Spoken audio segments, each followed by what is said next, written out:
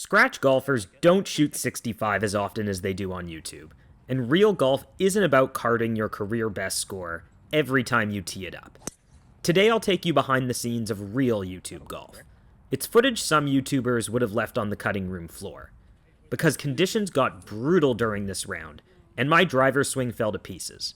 But if there's one lesson I can impart to you, it's that golf is harder than it looks on TV and YouTube, and the real way to enjoy the game is by grinding out scores when we don't have our best, like today.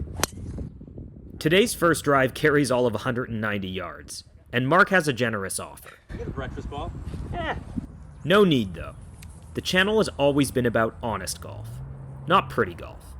And honest golf starts with being honest with yourself, swallowing your ego, and taking an extra club if need be for your first approach shot of the day. I'm left greenside here, and rehearsing this chip. I noticed that a lot of amateurs default to taking a high lofted wedge in this spot, but I tend to do most of these with a gap wedge. I have a feel for them, and often knock them close. Will is shaking off some early dust here. There's better from him coming later. But twin brother Greg will knock this one in. Now it's my turn to knock in the easy one. Oh, nice. That's a brain fart. That putt was about a foot. But honest golf means we'll have to take a bogey on one. I tend to set up close to my target and pull the ball back on line. Why, I don't know. But today, my temperamental swing wasn't synced up, and I hit a ton of shots like this. The dreaded straight ball. Out of position, the smart shot here is punching an iron back to the fairway, and the stupid shot is trying to find a window and muscle my 5-wood green high. Lucky for me, this miss puts me where I would have been with the iron. It's really starting to come down now, and it's windy. So for this one, I grab a gap wedge and keep it under the wind. And a key to decent scoring is to limit bad holes like this to just bogeys instead of worse. In fact, I almost make the par here, and I'll tap in for bogey. Another closed stance, and another straight ball. But the fairway on this hole was a narrow landing strip, and I'm not in the worst position here. Oddly enough, it's my best strike of the day so far, but golf is cruel. I was expecting the ball to draw from that lie, but it goes dead straight into the water, where I have to take a drop another 50 yards back. And then I hit another push. So yeah, this third hole is proving to be a blow-up hole. Even my first putt is bad, and I'll have a testy 4-footer here that I'm lucky to make. Finally on the fourth hole I sling one into play, and man does this game get easier when you do that. It's a 270-yard drive, followed by a 9-iron aimed to the middle of the green, and I actually have a good look at birdie here. But my pace is a bit off with these slow and wet greens, and I'll settle for par. We're playing downwind on 5, and I hit the 7-iron poorly, and it still went right through the green. So Will, a fellow 7 handicap, wisely chooses an 8-iron and fires an absolute dart here. His brother Greg, nearly playing off scratch, hits a gem, but it's actually not closer than his brother's this time, and he and I will be away. I spent some time over this putt. It's a long downhill breaker, and I'm happy to nestle it up close enough and knock it in for par. And just to show you the rest of the group here, Greg, now having learned from my putt, also hits a good one, and he'll knock his in for par. And now Will lining up a very short birdie putt. Almost gets it to go, but the golf gods are cruel. I feel boosted after a couple of pars, and this is another one that I sling more or less into play. And just like a couple of holes ago, it's a smooth 9-iron to the middle of the green. And after hitting a couple of putts short today, I gave this one a bit of a run, and actually run it a good 5 feet past the hole. But I knock it in for a third straight par. After some bad drives today, the swing thought here was hit it high. Mission accomplished. Oh, it was high. It's going to kick back. It's going to kick. Yeah, good shot. Same swing thought here. It's a bit chunky, but it is high, and it's decent. And now I have 77 yards in. This is pretty much a full sand wedge for me. I'm comfortable with this number from pitch and putt, but what I'm not used to is how this dead grass tends to snag the club a bit. Oh my gosh, I think you might have made it. Oh, it's a little short. Oh, just short. Short's okay. I know that at 5'6". And I ram this one a bit, and Will makes a nice offer. I'll give you a little read. All right, knock in the birdie. Will knocks in his second birdie through 9 holes. I'm filming the wrong guy, and I'll settle for par. There we go. Full 6-iron and aim right of it. Back into wind, I grab an extra club and just aim for the middle of the green. But this one leaks a little bit, and once again I'm trying to get up and down with the gap wedge. I kind of flubbed this one a bit though, and I'll leave myself with quite a bit of work for par. I don't make it, and the par train will come to an end after 4 straight. We can recover from bogeys, although drives like this are setting us up for more of them. That barely carried to the fairway, and it wound up all the way on the left here. And that's a well-struck hybrid that will wind up leaving me here. We're getting pretty used to this shot on the front 9. But after leaving the last one short, I hit this one a bit by, and can't quite make the par putt.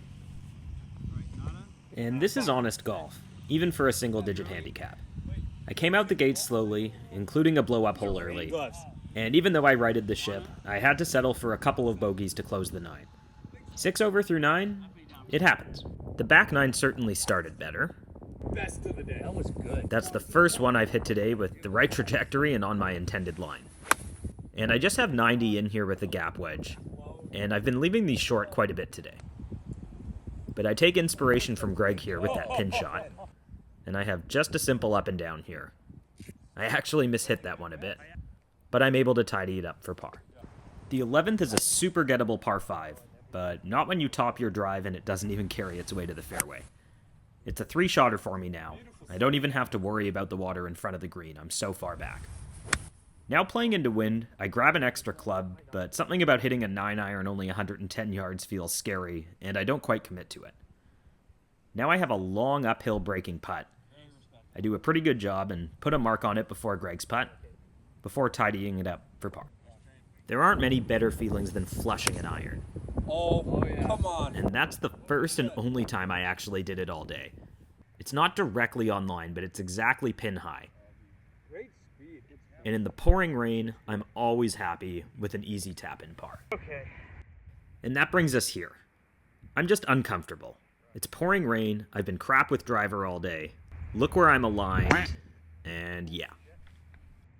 I'm actually lucky to find it, but I did have to take an unplayable. And this felt good. I thought I had punched it back into the fairway, but I actually wind up here. I make sure I clear this lip here, and this actually isn't a terrible shot from where I am, but now I'm stuck trying to get up and down for double. With a bit of elevation to clear, I do grab more loft for this one. I have it on video. Mark even managed to grab the reverse angle shot here. It's pretty cool. Let's go. The Jekyll and Hyde act with the driver continues, because wouldn't you know it, that's a good one. But my approach game today has just been bad. I've only hit 3 greens in regulation thus far, and even grabbing an extra club here, I leave this one short. And we're back to a shot that I feel like I've been hitting on every single hole today. The little bump with the gap wedge. This one runs a bit past, and I'm able to draw inspiration from another great birdie putt from Will. Yes, sir. Number 2. I have about 6 feet for par myself, and I knock it in. It is great playing with subscribers, and I joked to the boys before the round that they weren't going to learn anything from me. It's another great shot from Greg, and Will's effortless iron swing isn't always on line, but always seems to be the number. Yeah. We'll compare that to Mr. Not a Scratch golfer here. That one is absolutely terrible and winds up about 30 yards short of the green. And is this shot familiar? It's another long bump with the wedge, and this is about the only thing I've been doing well today. I should be able to make that one. Oh, you got it. It's another birdie from the boys, and now my cleanup for par. Yikes, you can't make every one of them. Have I mentioned that it's raining? I don't like making excuses, but it is coming down now, and for a guy who's already lost his feel with driver, that's going to spell disaster on this hole. We haven't had a blow-up hole for a while, but this shot after the drive more or less guarantees it. The 50-yard bunker shot is one of the toughest in golf, and on this one I decide to try to nip it clean. And I fail miserably. So for this one I will hit a more conventional explosion shot, but I know I don't have 50 yards of carry on that. And just like a few holes ago, we'll try to get up and down for double, because bigger numbers are actually in play. And we'll take that 6 going into 17. Dr. Jekyll is back. That's my usual driver trajectory, and it took 17 holes to find it today. And I mentioned how much easier this game is when you keep the ball in play. And after that last disaster hole, it sure feels good to fire 3 drama-free shots into the green. And then something funny happened. I had an easy 2-putt here before turning around and seeing that the camera hadn't recorded it. So we decided to record it again, and I almost hole it. And I joke with the boys that that's a good thing, or we would have had to record it yet again. On a day that driver's going everywhere, I probably shouldn't get bold and try to hit a big cut here, but that's what I do, and I overcut it by just a hair, and lo and behold, it's in the water. It's my final penalty stroke of the day. There have been so many. And unfortunately, we're kind of going to hack our way up this final hole. The second shot's no good, and this chip is one of the few I flubbed all day. And kind of like a couple of holes ago, now we're trying to preserve double bogey. I'll still have about 6 feet here, and I use all of the hole to make sure that it goes in. So here's the thing. 84 on a short course isn't a great score for me, but it's a real one. I don't put the camera away every time the conditions aren't perfect, and I enjoy grinding out these scores as much as I do the low scores on great days.